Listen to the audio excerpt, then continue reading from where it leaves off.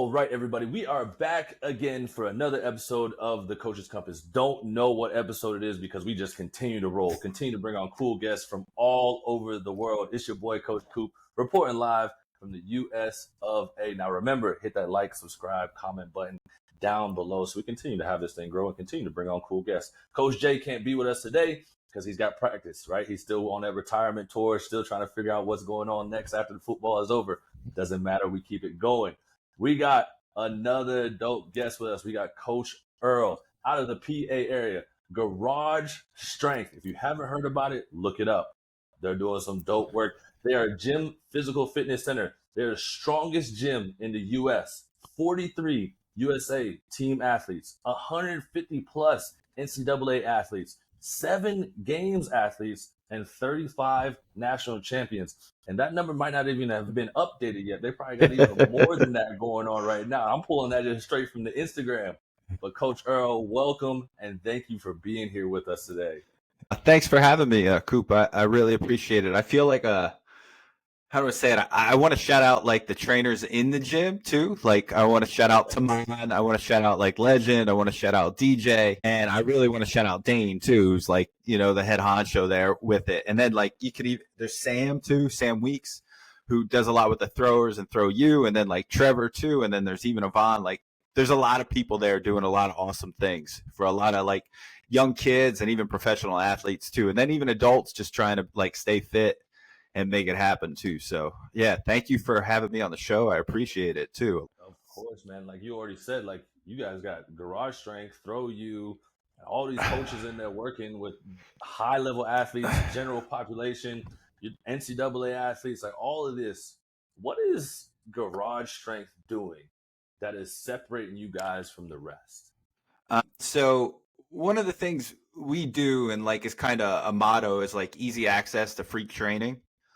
Is like one of the things we want to do. We live in, I guess you could technically, like we're around Reading, Pennsylvania, which is typically seen as like an impoverished area too. And we get people in there, and the idea is we take someone who is probably ordinary and make them believe they can be, and we set a standard and we hold them to that standard and work towards like achieving more and more. So one of the things we do within the system is we use like benchmark testing, and the testing is around certain exercises, lifts, drills. And then those exercises are tied to specific sort of, I guess, like categories, like a realm of athleticism. So think explosiveness as like its own realm. Think of strength as its like own thing, and then speed and endurance, right? Like those 4 sort of categories of things. And then based off the sport the athlete's doing is like, we want to develop the athlete to like have those different things. And through the testing, you can see where they're weak. So for instance, if we're testing like strength, so they're doing something like a bench press or a back squat, right? Like depending on lower body or upper body.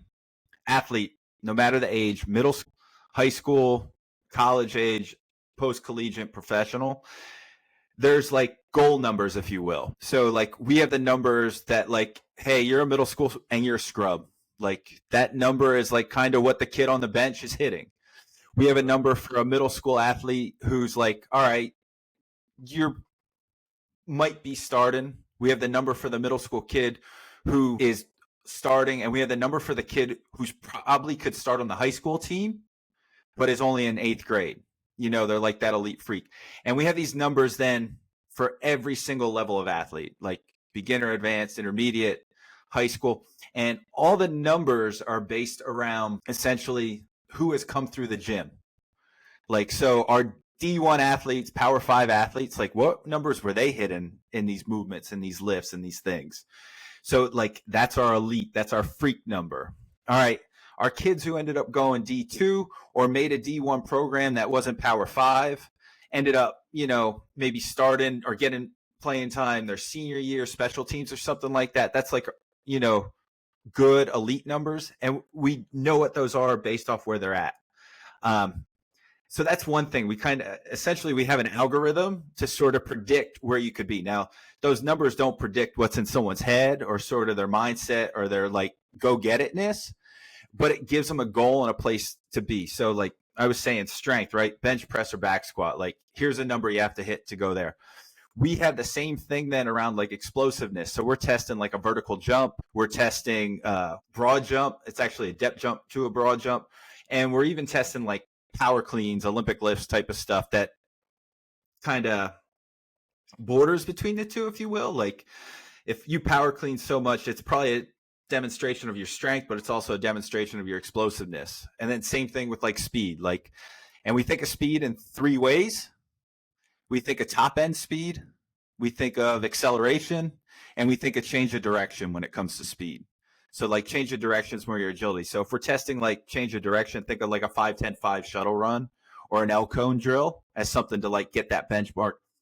For like top end speed, it's probably like a 100-meter dash or 40-yard dash with football. And then for something like acceleration, it's like just your 10-yard start, things like that, or even the broad jump and vertical jump, like appeal to that too. So that's some of the stuff we do. I could even get more into the like system of what they do on a day-to-day basis as well. And then the periodization system, larger from like what they do in season and out of season to whenever we want to get to that.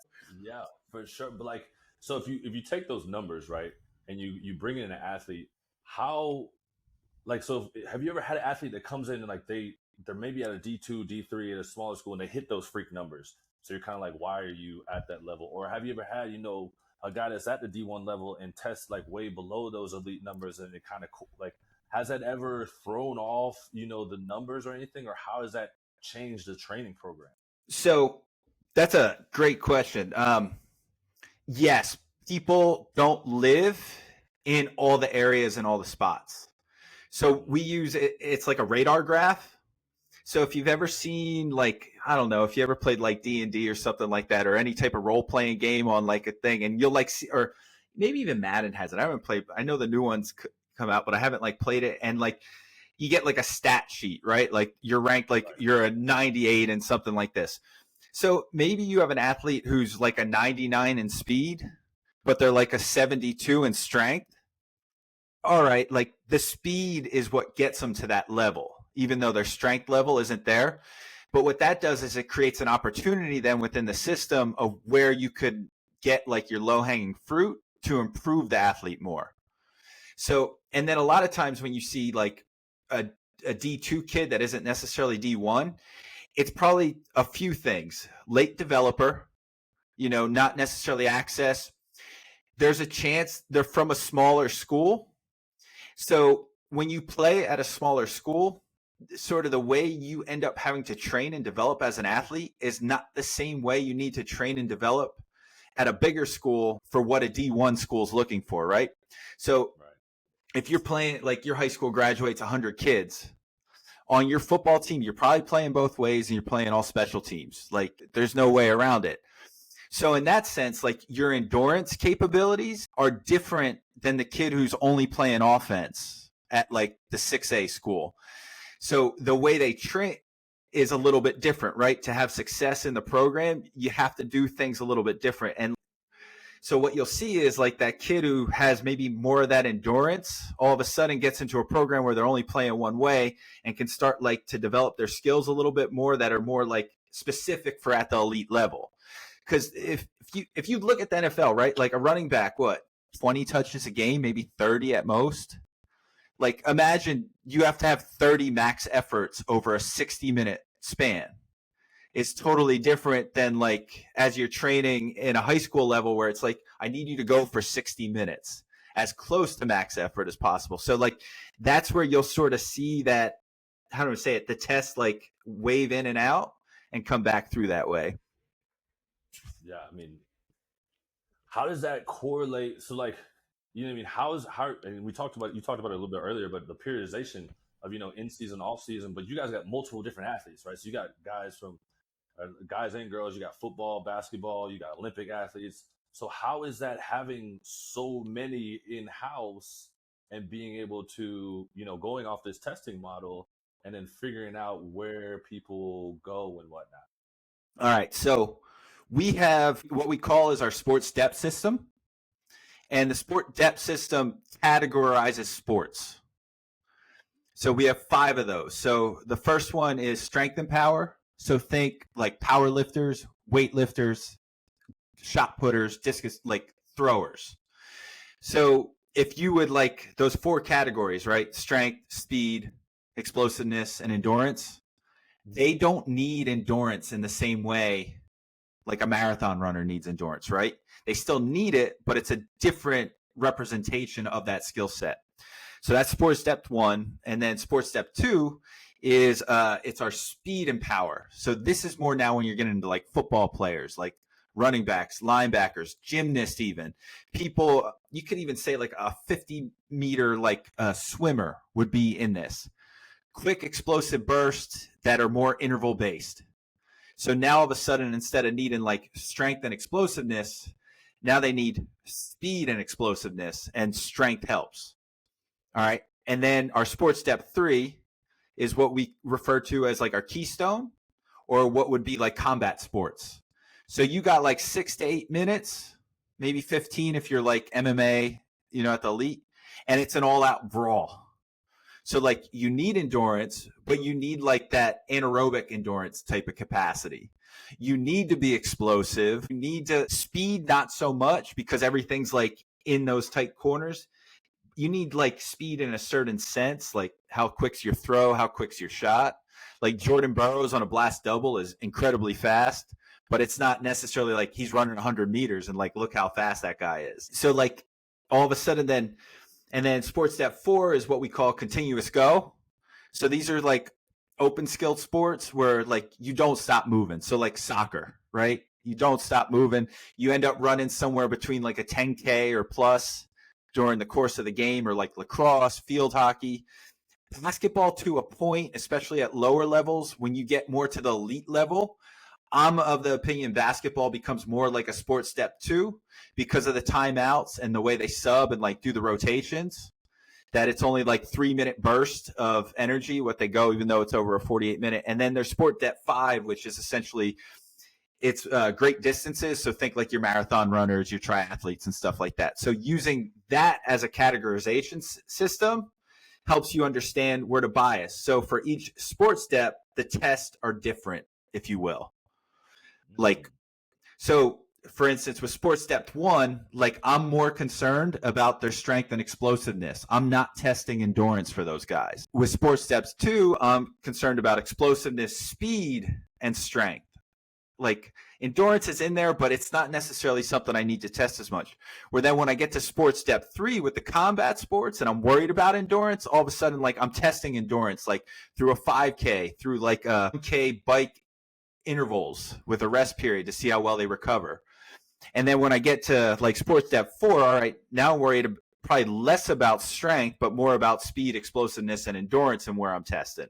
So do you see how that like you sort of shift the things, even though the tests are like the same, the test for each category like goes and the sport depth goes from there. So that would be how we do it with the different sports. You asked about periodization too. I can get into that as well. Go for it, man, because I'm loving it, because I'm learning like how you guys are piecing all this together and everything. So yeah, for sure, the periodization. Yeah, and I just want to say like none of this is, the sports step stuff is newer, but none of this is hidden. Like we have it in our courses we sell, like the books Dane and me co-authored together, like the parabolic periodization, the garage strengths program design, and the sports performance Bible. Like this stuff's in there. So, and there's courses on it too, like on the website if anyone's interested in that. So from periodization standpoint, we have phases, right? So typically it's made up of 5 phases. There's and they sort of oscillate like a parabola. That's why the parabolic periodization, between volume and intensity as like the core focus. So it starts with, exposure phase. So think of the exposure phase as like you're coming off season, your body's getting exposed to the sports and training and the conditioning again, like what it takes to come in and lift 4 to 5 days a week. Workout 4 to 5 days a week in a capacity around like not doing your sport, but lifting weights. Mm-hmm. Exposure phase is usually about 4 weeks long, maybe a little longer, depending on what time frame you have off season, right? And usually you start with a test to see like where they're at to establish a baseline. Exposure phase and the comprehension phase follows the exposure phase. Once again, volume focused. Volume's actually up, but your body's better conditioned now to continue like along those lines with the volume. From there, then it flips to a more intensity focus, and we start the ascension phase, another 4 weeks, give or take. From the ascension phase, we go into the summit phase. This is about when you're probably the most explosive, strongest, and you're about to like essentially hit your peak, right? From there, then it goes into the realization phase, which could be anywhere from 2 to 4 weeks. And it tends to line up with the competition or be like competition out of competition type of thing from a periodization standpoint. So that's roughly 18 to 20 weeks there of programming, which would get you from like January to what? May? January, February, March. Yeah, about. And by that time, like, depending on what sport you're in, like, and then you do that based off seasons, right? So spring sports, winter sports, fall sports, their off-season lines up differently. But that's the periodization model in the thing. So that would be more off-season. In season, we use what's called a rolling compensation model. So the idea is the athlete works out 2 to 3 days a week. And how many days a week they work out is highly dependent on the competition level. So like, football's easy because like it's very specific. Like in high school, they're playing on a Friday night, right? Like NFL, they're playing on a Sunday, maybe a Saturday. So it's much easier to like do it. Sport like basketball and wrestling, where you have more competitions, or lacrosse, like more games in a week, it can get a little bit more difficult, like strength of schedule. But with football, it's like, all right, we're playing this team that we can steamroll this week. We're trying to get 3 sessions in. If we're coming up against a team that isn't like is going to give us a punch in the face when we hit, like, all right, we're only going in 2 days a week. And then our volume and our intensity is measured that same way as well. We go lower body power day, upper body power day are the 2 days. We like to get that lower body power day in as soon as possible after like the competition to sort of work out the cobwebs. The third day, if it happens, is what we call an athlete day. So our athlete day mainly consists of plyometric movements. It's usually, you can do what we call a technical coordination movement at the beginning. So like a snatch, a power clean, a full clean, a jerk, something where you move heavyweight fast. You don't necessarily have to do that, but you can. It usually starts out with an easy bilateral plyometric and an easy unilateral plyometric, and you like superset those. So like box jumps into like single leg pogo jumps or something like that. And then you will typically from there go into a more challenging movement. So like we'll do hurdle hops now, and then maybe we'll do single leg stair jumps, something a little bit more difficult. And then from there you could go into a jump series in season, not necessarily what you would do because jump series get more complicated. So it's like, for example, you could do a jump series where you're like, think mini hurdle, high hurdle, mini hurdle, high hurdle, mini hurdle. And it like looks like a set of steps. And over the mini hurdles, you're jumping single leg laterally. And then over the high hurdles, you're jumping 2 legs like straight forward. And if you want to make it real complicated, you land on 1 foot over the high hurdle. And then you go lateral again. So you sort of get the idea, like you're learning how to jump cut, basically. Like you're strengthening the leg to make a lateral movement. We have video, if you've ever seen in like our YouTube channel where like Dane's talking and he's working with Nick Singleton. Like Nick does it, it makes it look so easy. And then like you go and try and do it and you're like, man, there's a reason he's that good. Exactly. So yeah, that would be the in season. I guess I should give that same thing for the off season too, like the day-to-day split and break down there too.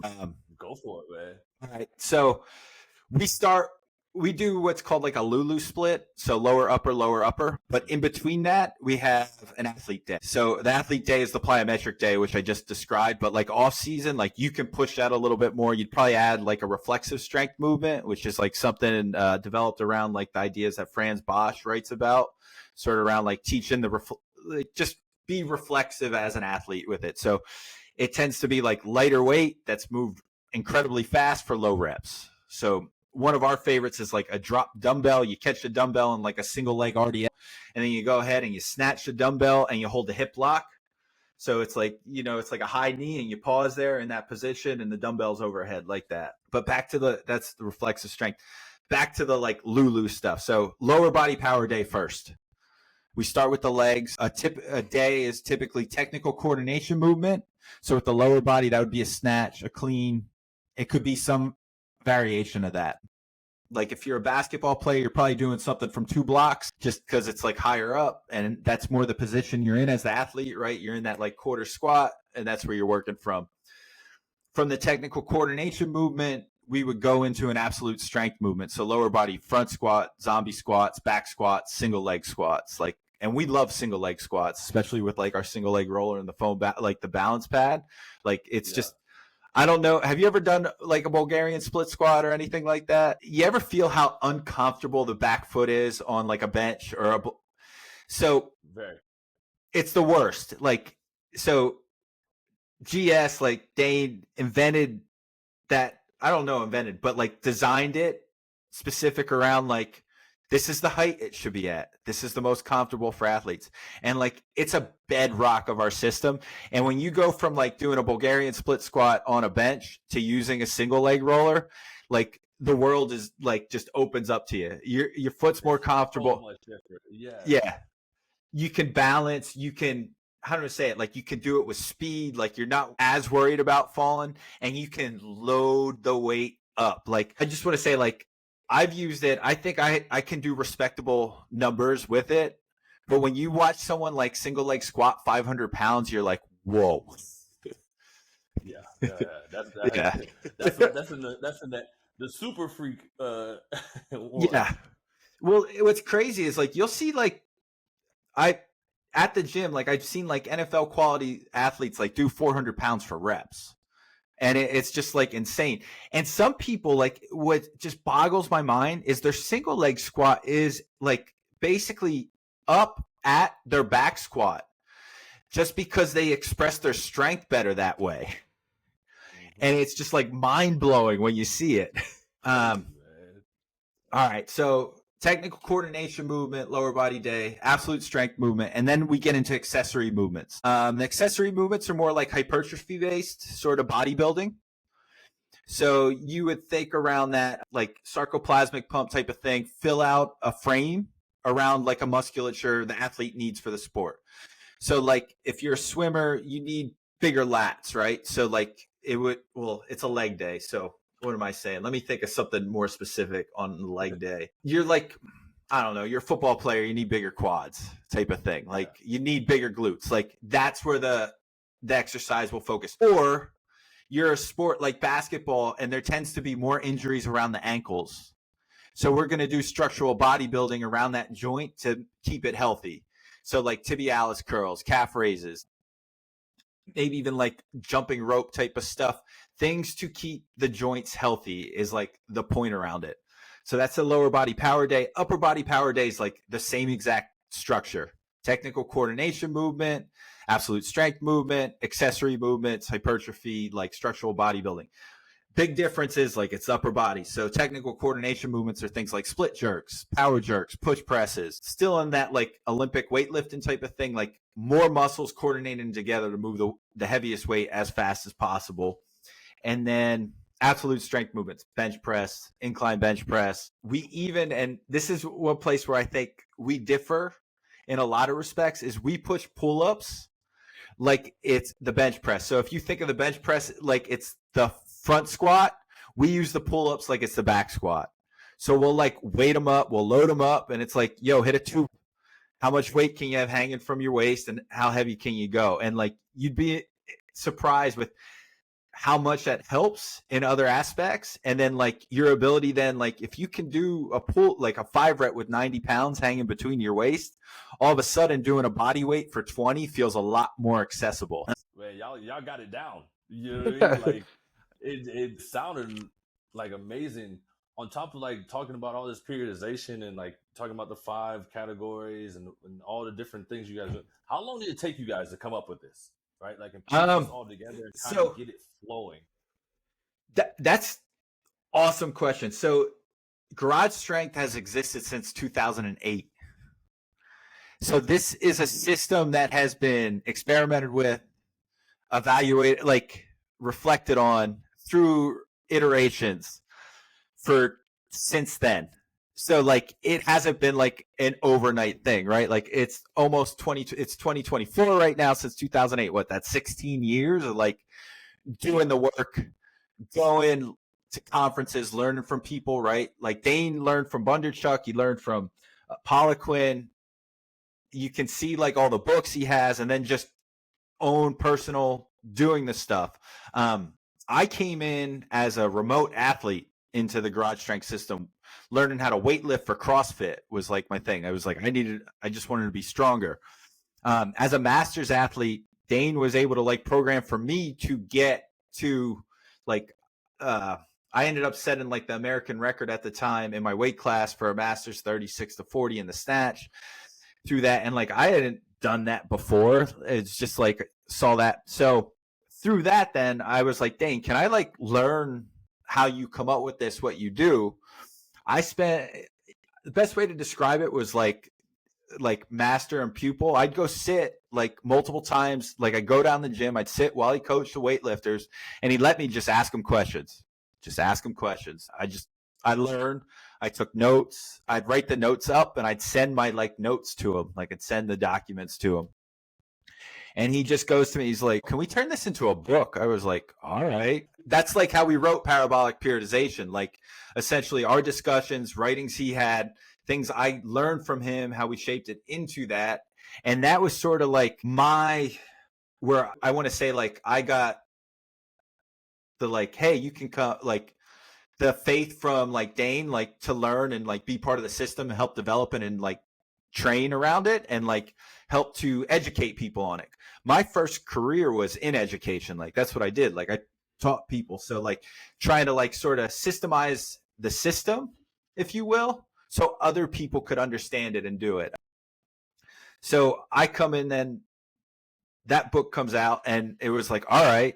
So from there, then it's a back and forth in question. Like if you go through, I forget how long we've been doing the podcast, like the Garage Strength podcast together. At first it was like Masters of Sport. And yeah. And so the goal of that, like the idea was like, hey, let's mimic what we did then for just like your learning purposes, for like, let's record it and put it out for other people's learning purposes too. And like through those conversations, and then just through iterations, like the system just keeps developing. So like you get into like the Sports Performance Bible and the program design, where you start doing less like weightlifter specific stuff and more like any sport you could apply this to. I guess that would have been like the last 5 years. It's really been categorized more in a sense that like this is how we get it to other people instead of just people on site to understand it. And then through that, like the system developing is like, that's where Peak Strength then comes in too, right? That's the app Garage Strength has developed to like basically like easy access to free training. Like here you go, everyone. Like if you want to do the training that's done at Garage Strength by like elite athletes, by Olympic athletes like Sam Mattis, Eric Favors and stuff like that, like, yo, Peak Strength's your ticket. Like it will do that for you. And it hasn't happened yet, but it's coming. And I got permission to talk about it. Like we have an update coming around too within the app that's basically bringing all this new stuff in, like the sports step stuff I was talking about, like the categorization by sports, and then how it like helps with speed, endurance, and not just like strength and explosiveness. Like it starts having those sessions in there as well too. Some more drills around being speed. That's coming. Not giving a date, but it's on like you can see it in the horizon and it's approaching soon. So yeah, to answer your question, it's been a 16-year process that like just happens on a day-to-day basis, month to month. And it's like Dane comes with the ideas. He does it in practice. He sees what works with like the elite athletes. It feeds down to the trainers. And then like it's an education process from there. Then how do we give this education to the rest of the world then too? So that's like where the YouTube channel comes in. That's where the social media stuff comes in. Because really, we just want everyone to be as strong as possible. And the more people we can help get as strong as possible, as fast as possible, achieve whatever their athletic dream is, stay healthy, whatever that is. We want to just keep making it more accessible to more people. That's what I feel like. That's what the coaching game is about, right? That's why everybody gets started in this and goes with what they're going with. It's working with athletes, working with general populations, because you want to make everybody better, right? So I've never understood why coaches have never worked together or made things more accessible or shared the knowledge and spoke to one another to learn. But obviously that's a whole nother field to go down. But you talk about all your systems and whatnot, and like the 16-year process. Who are you continuing, not only just from Dane, but like who are you continuing to learn from and kind of fine tune your own knowledge and your systems outside of just garage strength? Like who are some of the top coaches that you're kind of looking at? So number one, like I learned from Dane. I learned a lot from Taman, who's like our head coach, deals with the majority of like our middle school and high school kids there. I don't want to say recent because it's been like a year or two, but he had an athlete make the Puerto Rican national basketball team. Like he's had a few state basketball too. He has some studs he's been developing, and like, so I will talk to him often on site about things. And Taman is like world-class thrower too. Like he's a shot putter. He took 9th at US, the Olympic trials recently. And Taman I think he threw 65 feet somewhere there. I don't know the numbers too precisely. He's someone big I learned. He challenges Dane a lot just from different experiences where they come. But like he's still a part of the thing. When it comes to speed stuff, I learned a ton from Legend because he's our speed guy on staff. I like to talk to him with that. He's extremely knowledgeable around the equipment we use, how we use it, with the timing. As far as reading, I've been reading this. I actually have it right here, right now. This Jens Bangs, I'm going to butcher the name, Bangsbo book. It's more around soccer training. I like to learn. I love Franz Bosch is someone I like to read a lot. And then PubMed, I end up through sort of, how do I say it, through osmosis. We have like a channel of essentially like research articles, like scientific, like journal articles that end up popping up in like our like Slack thread amongst like the trainers, amongst like the staff. And typically Dane finds them and I just go in and read them. And I'm just like, you learn something. And it's like, oh, let me see how I could do this, or like creates a conversation or a dialogue around things. We have a Discord and a Reddit. So there's people that are more anonymous that I can interact with that will ask questions. I don't necessarily know like their level of knowledge or where they're at, but like their thought processes through things. And sometimes I think they know who I am, so they like kind of defer to like the expertise or the hierarchy of it, if you will. But I would like to say like I genuinely ask questions because I want to learn from them, because I have this like internal perspective to be a learn-it-all, not a know-it-all. That like everyone knows something that I probably don't know, or has an insight that value my perspective on something, where maybe it could be as simple as like understanding how to give a cue more, how a certain athlete is like thinking about something, to empathize with what they're going through, to like be better at coaching or delivering messages, like outside of sort of the like the X's and O's of it, if you will, more the interpersonal stuff that goes on. And then I love reading Franz Bosch. Even the first time I ran Franz Bosch, I felt it was completely over my head for a bit. And then eventually, like, I just learned. And by the time I was reading, like, my second and third Franz Bosch book, I'm like, I got this. Even though I still probably don't got it, like, I could still learn. So, yeah, that stuff, like, I'm into. And then, like, you're just scrolling through Instagram or, like, social media and stuff like that, and you see someone do something cool, and you're like, oh, that's neat. I like Drock's videos. I like Rattel's videos. Like, I don't agree with them necessarily on everything, but like I said, I think they have, awesome stuff to learn and glean from, and like finding how it works within. I'm also a big fan of, I don't want to say like I'm totally into it, but I like how Seidman pushes things towards like an extreme level. It's almost like an iconoclast type of like behavior with it, and like he definitely has success with it, and I think that's really cool. And it's like a disruption that I think is valuable to force people to have to think about things through stuff. I don't like just the hate on it type of thing. I think that's like worthless. I think like I said, there's value in anything and everything in some capacity. It's just, it may not be the like total quality of something. Like I still think a back squat and like pull-ups are going to get you incredibly far, but it's okay to like go and do a reflexive strength movement. It's okay to do this like asymmetrical loading type of press with like a dumbbell to try to build more core stability as part of your accessory movement. So yeah, I think that's about who I've been learning. I've actually have diverse interest, if you will. So I like to try to take from totally out there places as well too.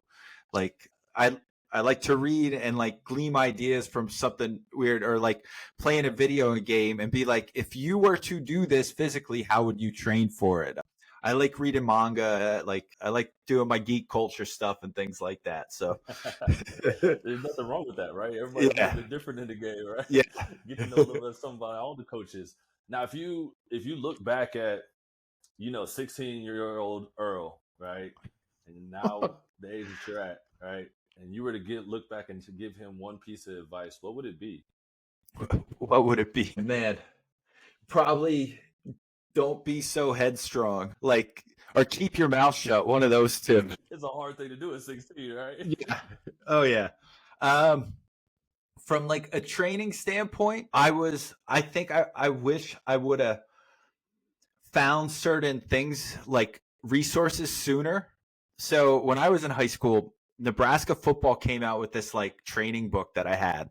I didn't get it till like my senior year, like a high school, but I wish I would have had that sooner, because that was my first introduction to like cleans, snatches, and things like that. I wish I wouldn't have power lifted so much. I wish I would have did more like explosive type of lifts, more full range of motion, squats, less leg pressing, just stuff I learned basically later on from like investigating, because I like kind of fell off of like fitness from like 20 to 30. I was more into my like instruments and like playing my banjo and stuff like that. Like I still do stuff like that, but it like fitness around my 30s became much more like imperative to like who I am and identity again.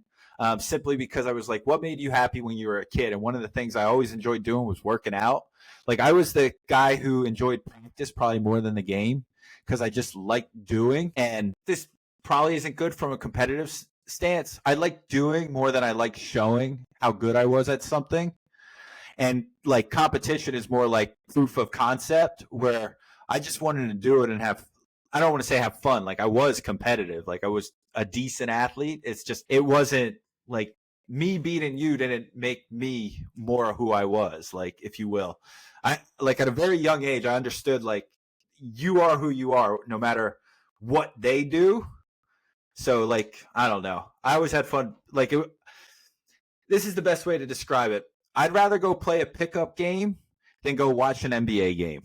Like I'd rather be a participant than a fan. Like even though the quality of the game's going to go way downhill, I'd rather do that. I love it. I love it. And now this is going to be a new part that we're just adding in. For our next coach that we interview, what is one question you would love to hear us ask them? Okay. I would like to know what they value most in their training system in developing in an athlete. Like, is it speed? Is it strength? Is it explosiveness? Is it like their cardiorespiratory, their endurance capabilities? I feel like that would be where I'd want to go. Like, I guess too, it can be sports dependent, but like, and then why they value that more. Like, where do they see end range value in that? So like, for instance, if I'm a coach and I value explosiveness more than strength, there's a good chance I bias my programming more towards plyometric movements than I do towards back squats and bench pressing. All right. Why is it I make that decision to do it? Like, is it because I feel my athletes don't get beat up as much? I feel my athletes respond to it more. I feel like it leaves them be more competitive on the field. Like they have more in the tank. Like, I don't know. I'm just, hypothetical. Why is it would I think that? Stuff like that. I love it. We're definitely going to add that for the next coach that comes. But before we get out of here, we got our 60-second round.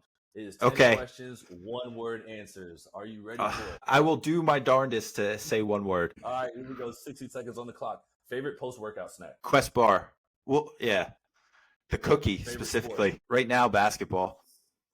Dream vacation spot? I want to go live in Tokyo for like years. Guilty pleasure food? Goldfish. Best concert you've ever been to? Man, you're killing me. Oh, favorite movie genre? Horror. Best gym you've ever been to? Garage strength. Dream car? Ooh, I think I'd probably. Oh, I want like some type of Lamborghini. I think like something they race out on that big one, Mike. Yeah, I want a Lamborghini or Formula One car. Something like just over the top. What is your number one flaw as a coach? I expect too much.